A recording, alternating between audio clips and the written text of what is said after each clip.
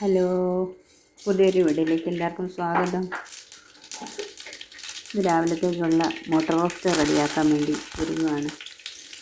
പാനടുപ്പത്ത് വെച്ച് എണ്ണ ചൂടായി കടുവും കറിവേപ്പില ഇട്ട് പൊട്ടിക്കഴിയുമ്പോൾ അരിഞ്ഞ് വെച്ചിരുന്ന സവാള അതിലേക്കിട്ട് നല്ലതുപോലെ ഒന്ന് വഴറ്റിയെടുക്കാം. നല്ലപോലെ വഴറ്റി എടുക്കുന്നിടം വരെ ഇടയ്ക്ക് നമുക്കൊന്ന് മൂടി വെച്ച് ഇടയ്ക്കിടയ്ക്കൊന്ന് ഇളക്കി കൊടുത്ത് നല്ലപോലെ വഴറ്റിയെടുക്കുക.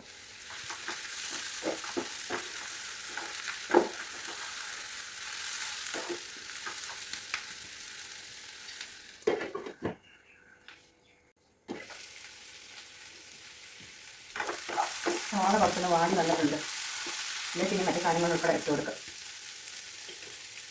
ചെറിയ തക്കാളി അരിഞ്ഞ് വെച്ചിരുന്നതാണ്. കുറച്ച് മഞ്ഞൾപ്പൊടി,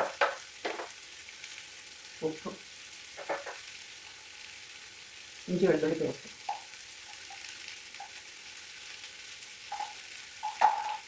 ഇതെല്ലാം കൂടെ നല്ലതുപോലെ മിക്സ് ചെയ്യും.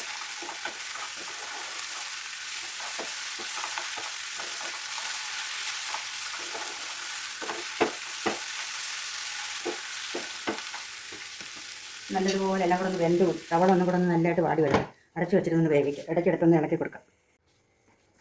തുറന്ന് നോക്കാം. സവാള നല്ലതുപോലെ വാടി കണ്ടപ്പോൾ ഇത്രയും കുറഞ്ഞ സവാള വാടി വെക്കാം. ഇഞ്ചി വെളുത്തുള്ളി പേസ്റ്റും തക്കാളി എല്ലാം നല്ലപോലെ വെന്ത് കയറിയിട്ടുണ്ട്. ഇതിലേക്ക് ആവശ്യമുള്ള പൊടികൾ ഇട്ട് കൊടുക്കാം. മുളക് പൊടി, ശകലം മല്ലിപ്പൊടി, ചെറുജീരകപ്പൊടി, ഇച്ചിരി മസാലപ്പൊടി. ഞങ്ങളിവിടെ പൊതുവെ എരിവ് കുറച്ചാണ് ഉപയോഗിക്കുന്നത്. അതുകൊണ്ട് പച്ചമുളക് വേറെ ചേർക്കുന്നില്ല ഇതിനകത്ത്. ഈ പൊടിയും കൂടെ ഒന്ന് നല്ലപോലെ ചൂടായി വരുന്നത് വരെ ഇളക്കി കൊടുക്കാം.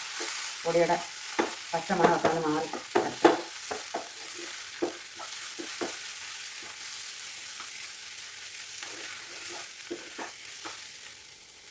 ലേശം വെള്ളം ഒഴിച്ചു കൊടുക്കരുത്.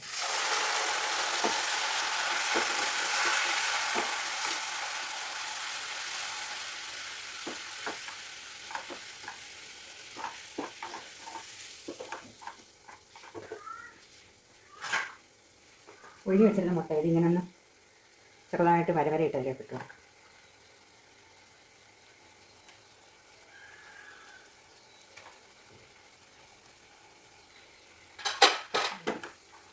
ഇളക്കി കൊടുത്തിട്ട് മൂടി വെച്ചാൽ കുറച്ച് നേരം കഴിയുമ്പോഴത്തേക്ക് വെള്ളം എല്ലാം നല്ലപോലെ വറ്റി വരും.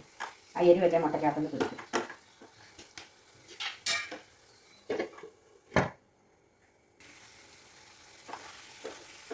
മുട്ട റോസ്റ്റ് റെഡി ആയിട്ടുണ്ട്. ഇനി നമുക്കത് അടച്ച് തീ ഓഫാക്കി വയ്ക്കാം.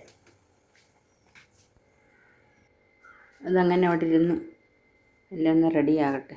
ഇപ്പോഴത്തെ ചപ്പാത്തി ചുട്ടെടുക്കാം. തിരിച്ച് മറിച്ച് വിട്ട് നല്ലതുപോലെ പൊള്ളിച്ചെടുക്കുക ഓരോന്നായിട്ട്. ചാനൽ ആദ്യമായി കാണുന്നവർ ഒന്ന് സബ്സ്ക്രൈബ് ചെയ്യണേ.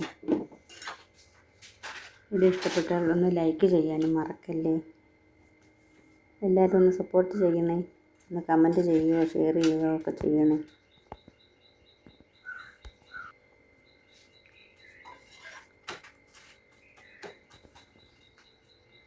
നല്ല ചപ്പാത്തിയെല്ലാം ചുട്ട് തീർന്നു. മുട്ടയും ചപ്പാത്തി. ഇന്നത്തെ വീഡിയോ ഇത്രയേ ഉള്ളൂ. അടുത്ത വീഡിയോയുമായി കാണാം.